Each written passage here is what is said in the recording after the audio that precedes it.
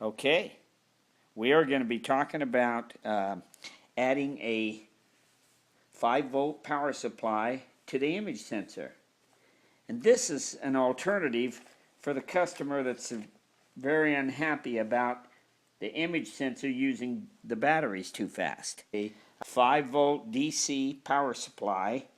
I just picked one up from Radio Shack to give it a try, and works really good. On the back of the image sensor, there is a, if you slide the back off, there is a inscription on here, and it says AB negative 5-volt positive.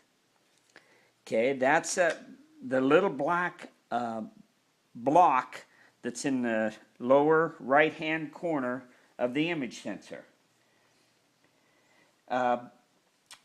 Connect, what we do is we find out what the positive lead of the power supply is, positive and negative leads of the power supply. Connect the negative lead of the power supply to the negative terminal, which is a third terminal from the left on the block.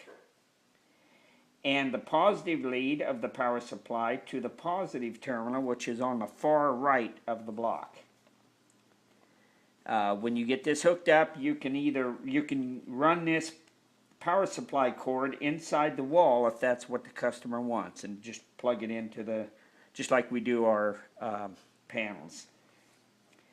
An added benefit is when I use this in a customer's workshop, which was away from the house a little bit, the signal strength actually improved.